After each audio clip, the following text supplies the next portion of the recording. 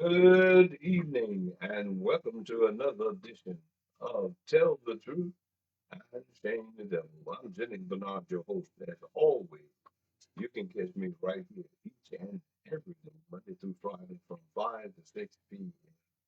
or whenever I am available. You know what we do here, business, legal, social, whatever affects you in this community, we will talk about it, ladies and gentlemen. You tell a friend to tell a friend that tells the truth and shame the devil is on the air. Yes, welcome in again. We do appreciate you being a part of this program. I'm excited about you being here as always. We do appreciate it. And before we get started, I want you to subscribe to all of the visitors. My Lord, all of the visitors that would be listening and watching this program, if you would just do me a favor and subscribe. Thank you. Bless you for doing that so we can continue to build. But not only that, you go to the website. See the website, officerealtalk.com. Officerealtalk.com. And you can go there as well and see what we are doing there. There's a donation button there if you wish to do that, no matter how small or large, you can do that. Also, we want you to go to the YouTube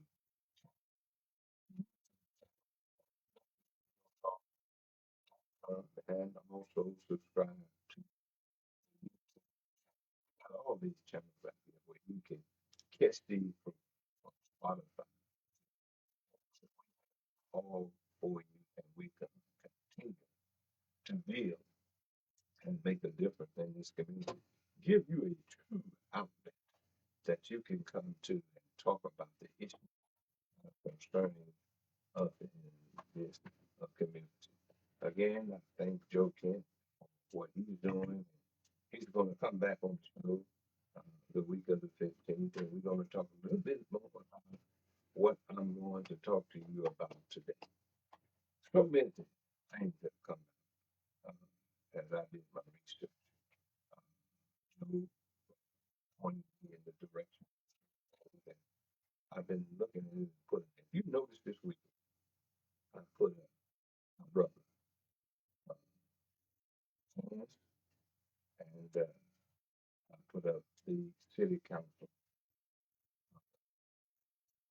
chat, and we're going to talk about that. Um, we're going to talk about it and look at it upside down, and then we're going to turn to our elected Brother Chance and Chase. We're going to talk about that and what they did, how they built it around the elected that we put into their work. All hear me say this all the time. Um, while eating big meals. And as we go down this journey today to talk about the Sheraton Hotel and the purpose of the Sheraton, and we're there, we're while eating big meals and making big deals. That's how we get to the point that we are almost in bankruptcy as a city of Memphis, Tennessee. And I've told you this many times, even when I was on the radio. I told you that it's gonna come a time that Memphis will be another Detroit, Memphis, Michigan, excuse me, as it relates to when they had to file bankruptcy. But Detroit has regained uh, their structure. They are doing great now. But sometimes you have to fall to the bottom of the barrel to be able to work your way back up. And the politicians that we know in Memphis has really gotten us to the bottom of the barrel. Uh, there's no leadership. We're taking from Peter to pay Paul on both sides, the city side and the county side. The elected officials that we elect in this city, black and white, are making bad decisions when it comes to the representation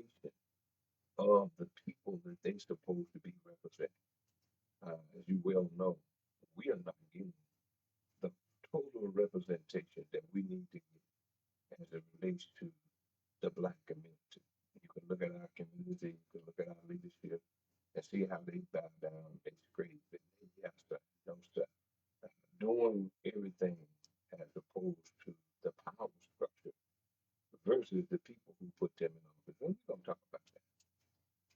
Let's start uh, in regard to this particular deal. And this is the deal I want to talk about. Chaz and Chance, they are brothers.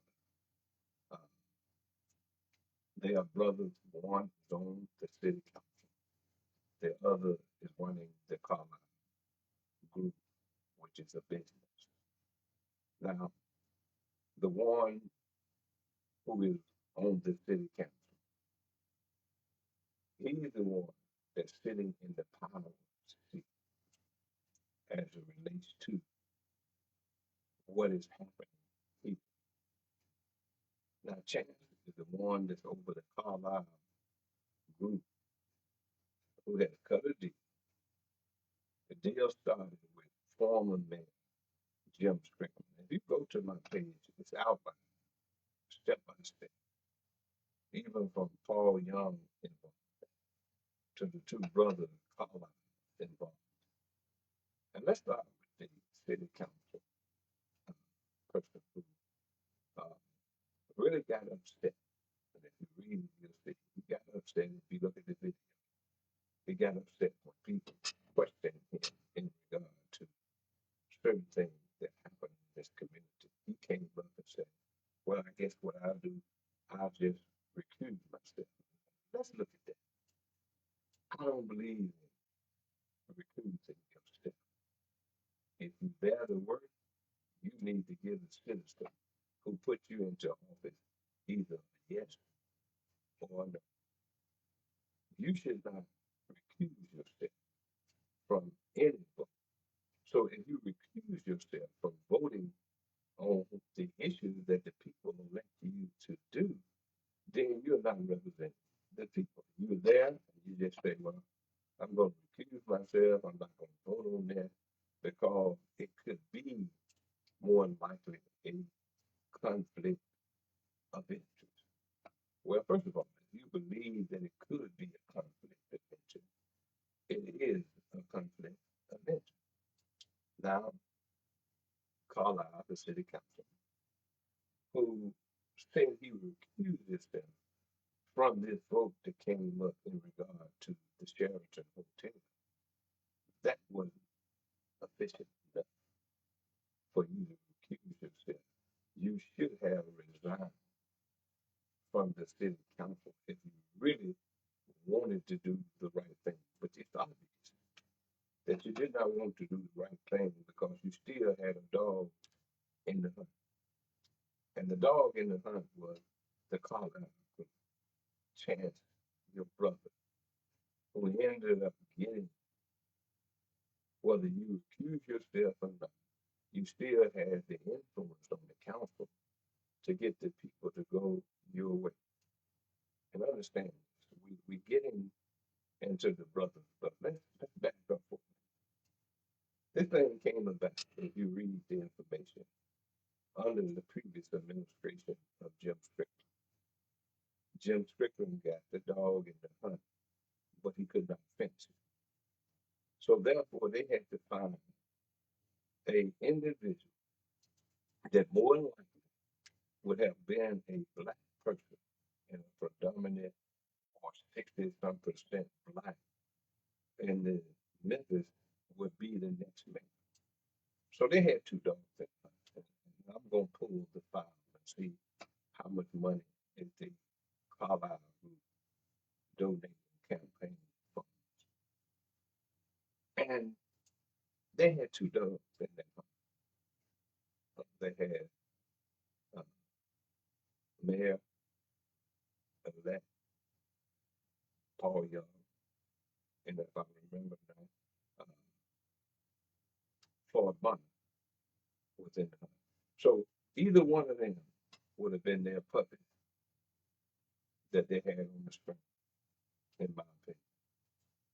So Paul Young, he ended up winning because the people went and voted him into office. What did he do? He picked up the mantle, ladies and gentlemen, from Jim Strickland. They got the right individual in office to complete the package. All the stuff that's going on in this city. Why do you think Paul Young picked up the mantle to make sure that this hotel was purchased? He had an assignment, he had an agenda to do what they thought that was necessary to do to get this group to end up being the individual over this hotel, which is the Carlisle. Paul was Young was elected, he got in there, he got it passed. And this is where the city council person, they failed you because they went along with something that some of them questioned the fact that it may be a conflict of interest. And again, I said, if you think it's a conflict of interest, it is. Anyone could see this coming.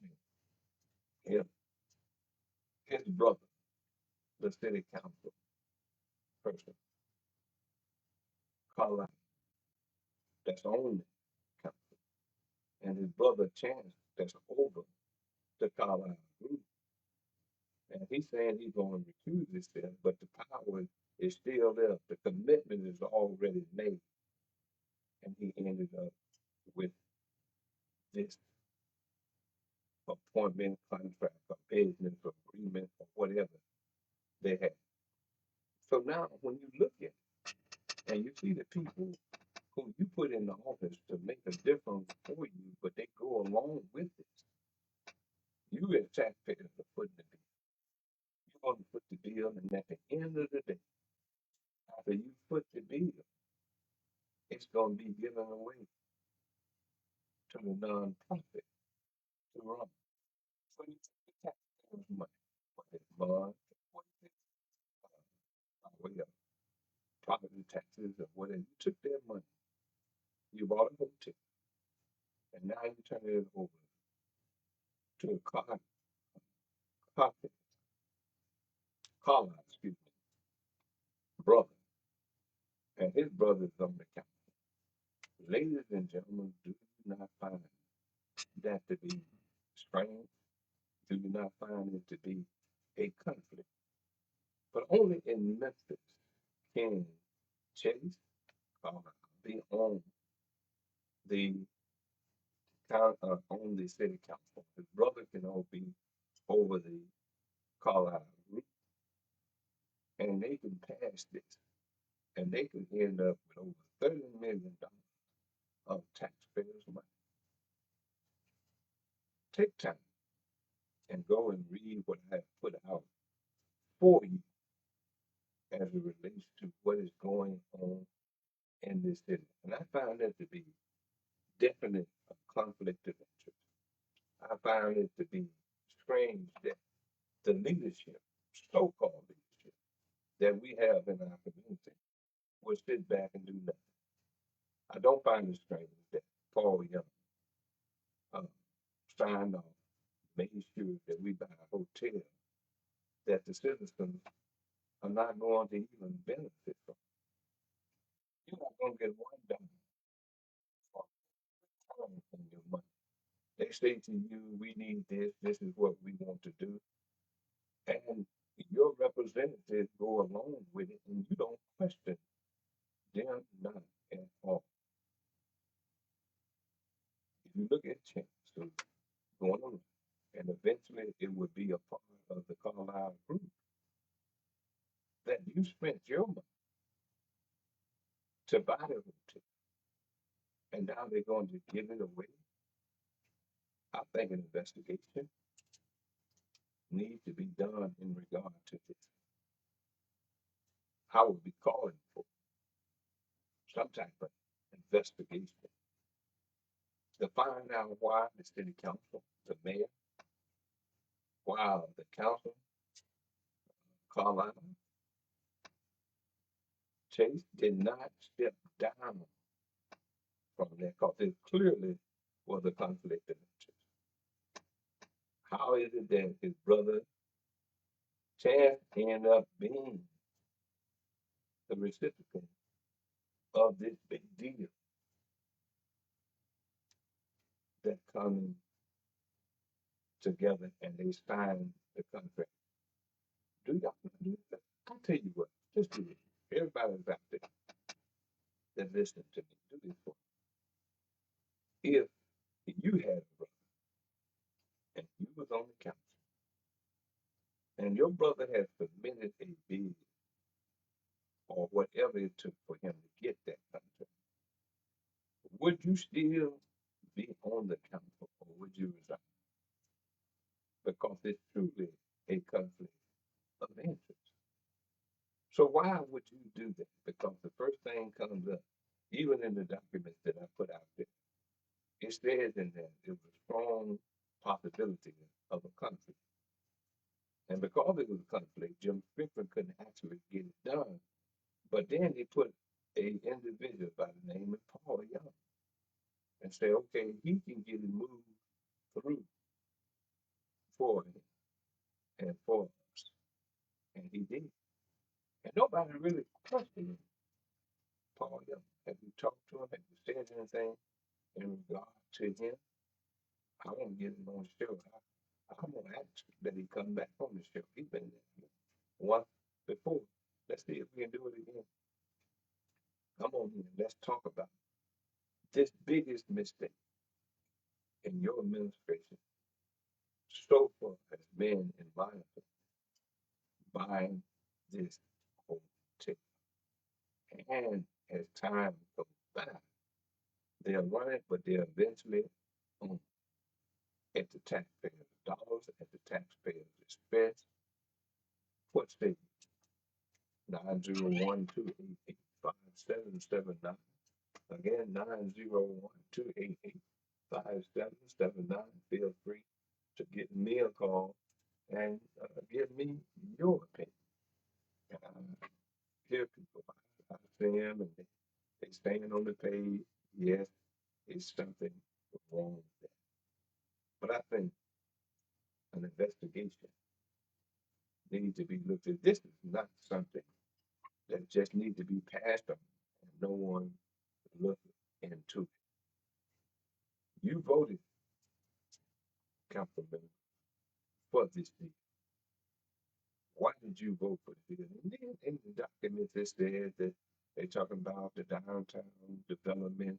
It would be good. Yes, it would be good if someone else without a conflict that knew how to do this other than the Carlyle Corporation, which had a brother, Chase, that sits on the council,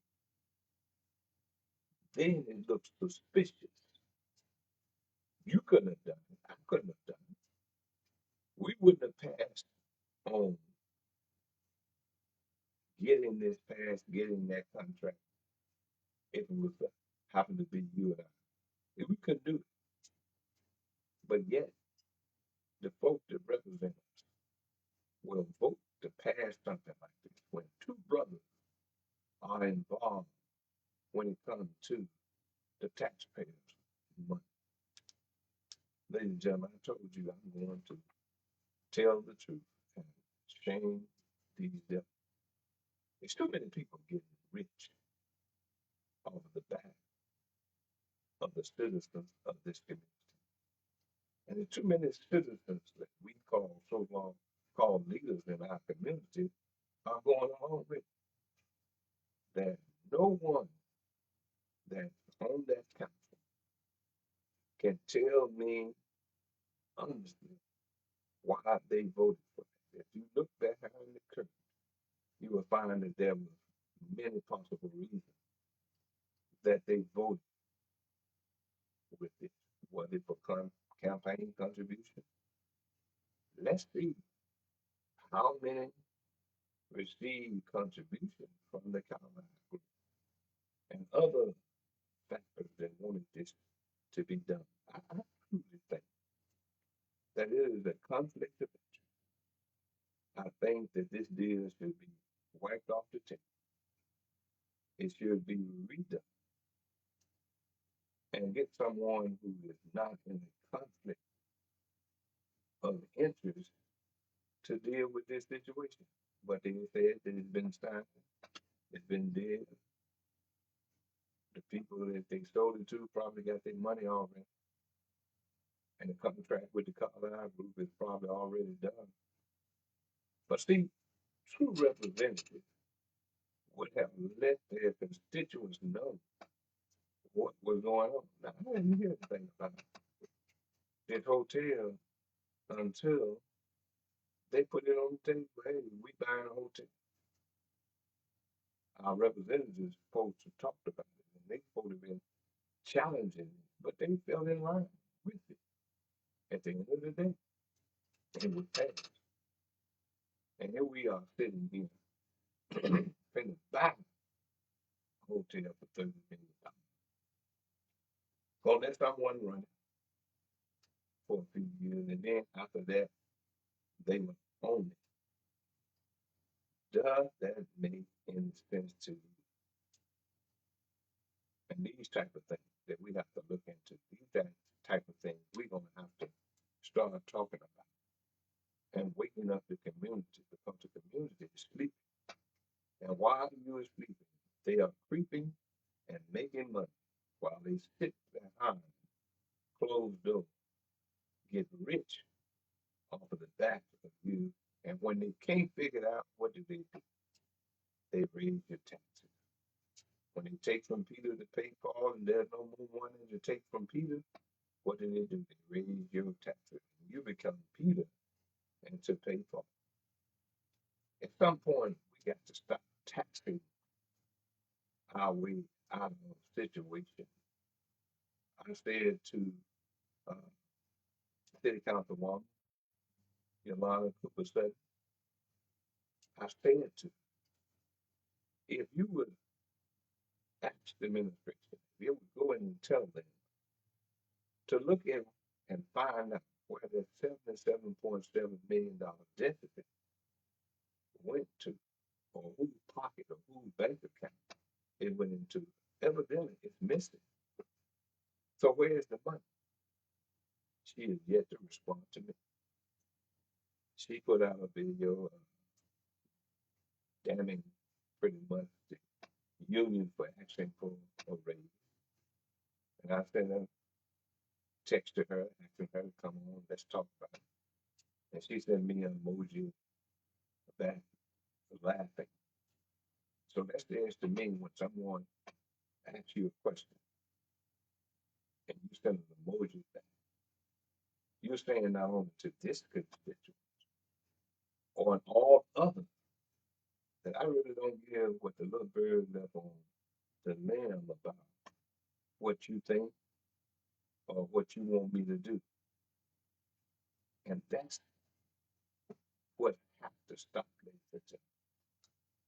But as long as you allow them to do that, I'm telling you now, I'm making a prediction.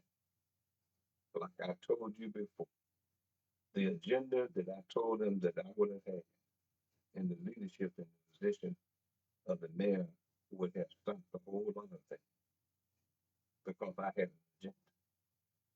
Do you think for a minute when Paul Young was on this show, he said he didn't have an agenda, but do you think for a minute if he had said to you, my agenda is to buy a hotel? But he said to me, I have to wait till I get in the office and assess what I need to be doing. Well, you assess raising the people taxes.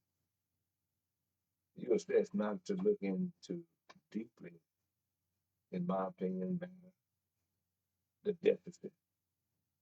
Those are the things that really was your hidden agenda because you was put in there, Paul Young, for a sole purpose.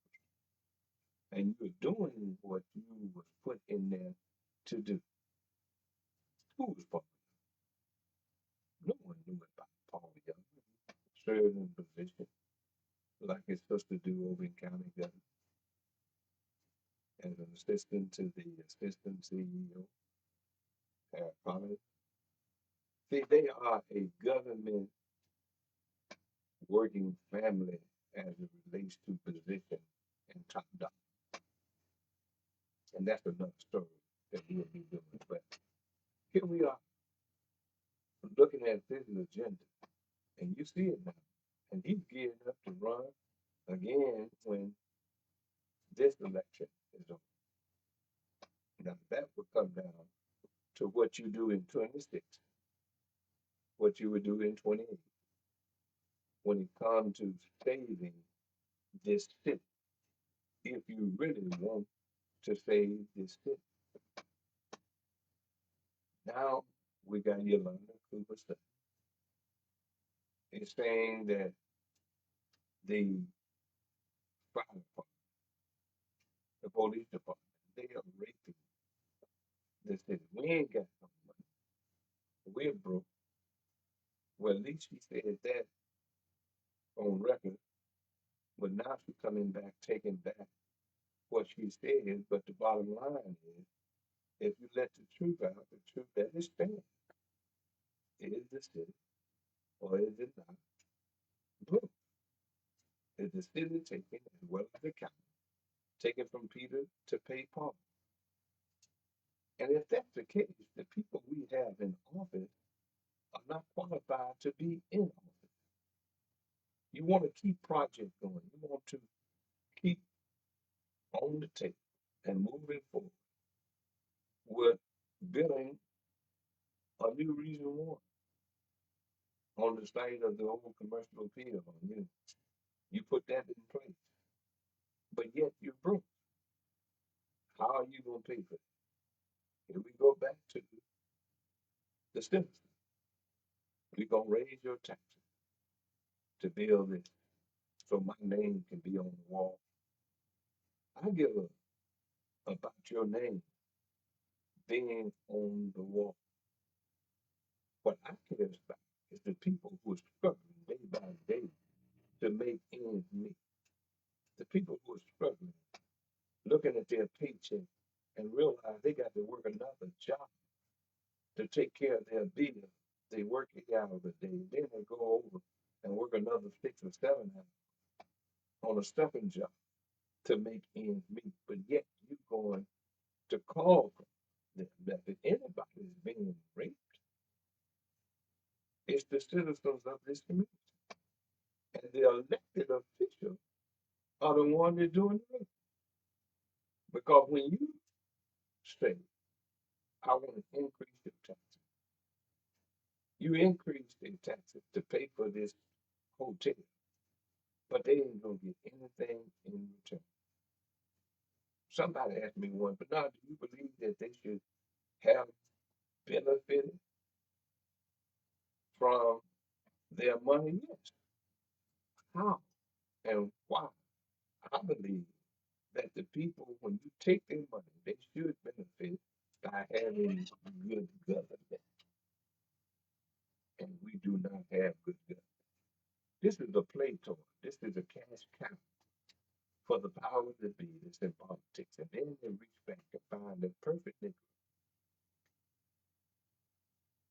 more than one, in more than one position to do their business. See, if you really look at it, you'll find in just about every elected position in previous administration, not all, but the majority, have done some mismanagement. And they go on to their grave not paying the price for their mismanagement. What we're going to have to do is start holding their feet to the fire and make them pay for the mismanagement. Now, I saw where Representative White, who was instrumental in getting the state involved in the school board, he asked the question, what is it? We're getting close to the session. What is it that you want us to look into? And I told him, the school board and the forensic audit. To me, that's top priority, Representative White, that you should be. Come back with the truth when it comes to this forensic audit. I don't want someone to come back and say, we found nothing. If you come back with an audit and say you found nothing at the Board of Education, someone said that that would be a lie and the truth is not in it. I've heard that